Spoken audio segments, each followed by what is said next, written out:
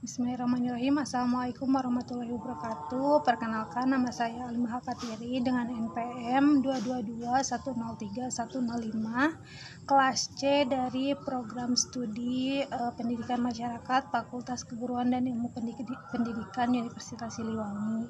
Saya di sini akan memaparkan sedikit atau ingin menjelaskan sedikit mengenai strategi dan metode pembelajaran untuk pemenuhan tugas ujian tengah semester yang diampu oleh Ibu Nastiti.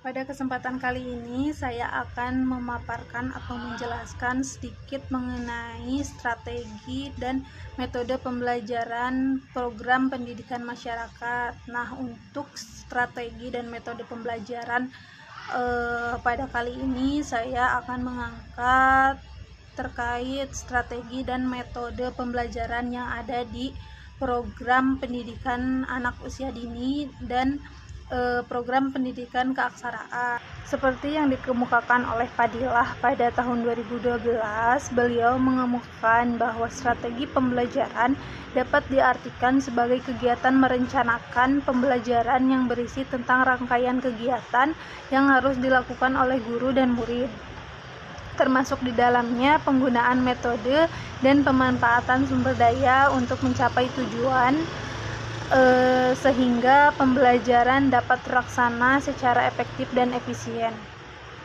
Nah, dengan begitu strategi pembelajaran sangat diperlukan dikarenakan dengan strategi pembelajaran tujuan pembelajaran dapat tercapai. Adapun strategi pembelajaran pada pendidikan anak usia dini, diantaranya itu yang pertama ada strategi pembelajaran secara langsung, di mana anak didik atau anak usia dini yang menjadi peserta didik ini langsung mengelolanya, seperti halnya menyusun balok, menyusun puzzle, dan melukis gitu, di mana keberhasilan dari strategi pembelajaran ini menyeluruh dilakukan oleh peserta didik gitu, guru hanya sebagai fasilitator. Dan untuk yang kedua yaitu strategi pembelajaran individu, di mana strategi pembelajaran ini sepenuhnya dilakukan oleh peserta didik, di mana dilakukannya itu secara individu. Kemudian baik itu ketepatan, kecepatan, dan keberhasilan itu tergantung pada individu peserta didik itu sendiri. Kemudian untuk strategi pembelajaran selanjutnya yaitu ada strategi pembelajaran kelompok, di mana setiap guru memandang peserta didiknya memiliki potensi yang sama. Namun adapun kekurangan dari strategi pembelajaran kelompok ini yaitu bahwa anak peserta didik yang memiliki kepintaran atau kecerdasan yang lebih dari teman yang lain akan terhambat oleh peserta didik yang memiliki kemampuan atau kecerdasan yang biasa saja gitu. Nah, untuk strategi pembelajaran kelompok ini dapat dikatakan strategi pembelajaran yang deduktif dan induktif. Kemudian ada strategi pembelajaran deduktif, di mana strategi pembelajaran deduktif adalah strategi pembelajaran yang dilakukan dengan mempelajari konsep-konsep, kemudian dicari kesimpulan dan ilustrasi dari abstrak menuju ke hal yang konkret. Strategi ini disebut juga strategi pembelajaran dari umum ke khusus. Kemudian untuk yang terakhir itu ada strategi pembelajaran induktif, di mana bahan yang dipelajari dimulai dari hal-hal yang konkret, kemudian secara perlahan anak didik dihadapkan pada materi yang cukup rumit. Strategi ini dinamakan strategi pembelajaran dari khusus ke umum, di mana strategi ini kebalikan dari dari strategi pembelajaran deduktif. Mungkin tadi beberapa penjelasan mengenai strategi pembelajaran pada anak usia dini. Untuk selanjutnya yaitu model-model pembelajaran yang berpusat pada anak yang sudah dikenal dan tentunya sudah dilaksanakan oleh masyarakat. Model tersebut diantaranya yaitu yang pertama ada model pendekatan Montessori. Pendekatan Montessori ini menggunakan bahan-bahan yang dapat dimainkan anak, namun di dalam pendekatan ini tidak memberikan anak di bawah 6 tahun untuk berfantasi, padahal Jika seorang anak bermain, maka salah satu unsur bermain adalah berfantasi atau berpura-pura. Dengan demikian, di dalam pendekatan ini, anak tidak bisa bermain secara bebas, tetapi sangat terstruktur sehingga imajinasinya tidak berkembang.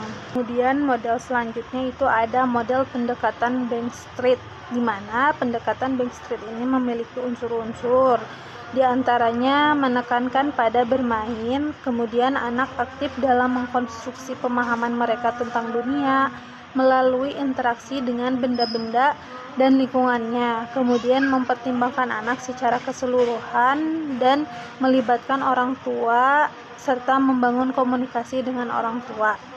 Nah, untuk peranan guru hanya sebagai pengamat dan fasilitator pembelajaran.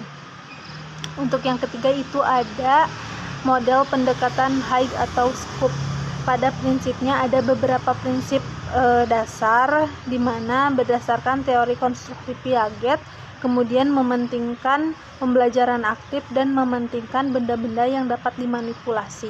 Selanjutnya ada model pendekatan kurikulum kreatif, di mana prinsip-prinsip kurikulum kreatif adalah konsepnya berdasarkan riset dan teori. Kemudian peranan aktif dari anak sangat dominan pada saat bermain dan bereksplorasi.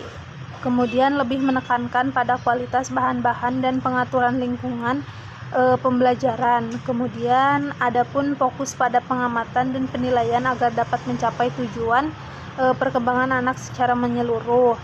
Kemudian ada pun model pendekatan yang kelima, yaitu model pendekatan Reggio Emilia, di mana model pendekatan pembelajaran Reggio Emilia ini sangat mengutamakan pada kebutuhan anak dan didukung oleh masyarakat atau orang tua dan lembaga pendidikan anak usia dini. Mungkin itu sedikit penjelasan mengenai strategi dan metode pembelajaran pada program pendidikan anak usia dini. Selanjutnya yaitu strategi dan metode pembelajaran pada program pendidikan keaksaraan.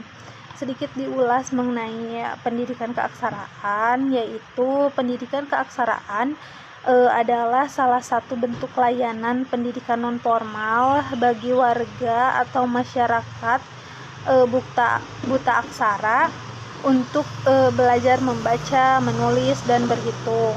Kemudian adapun strategi dan metode pembelajaran pada pendidikan keaksaraan, yaitu strategi dan metode pembelajaran menulis, di mana strategi dan metode pembelajaran menulis untuk warga belajar keaksaraan itu meliputi 4 tahap. Yang pertama yaitu menulis di udara.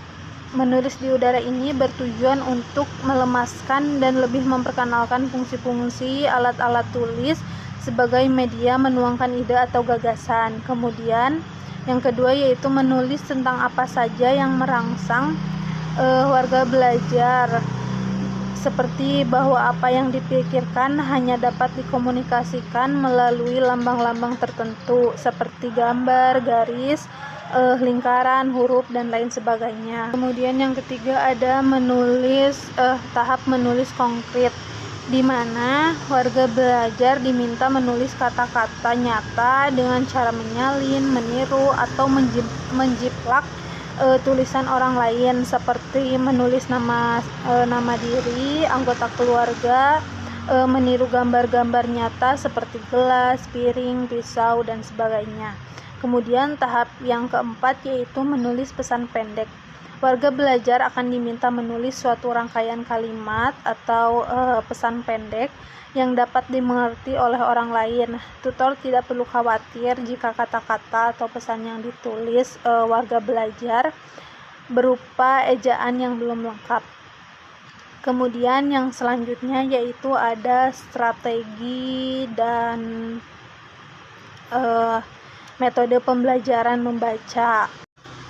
Dalam proses belajar membaca pada warga belajar ada beberapa prinsip yang perlu diperhatikan, yaitu yang pertama mulai dari suatu yang bermakna bagi dirinya sendiri seperti membaca nama diri, nama-nama anggota keluarga, alamat, dan lain sebagainya. Kemudian hal-hal yang dibacakan memiliki arti serta makna yang jelas dan dinilai dengan yang terdekat dengan dirinya.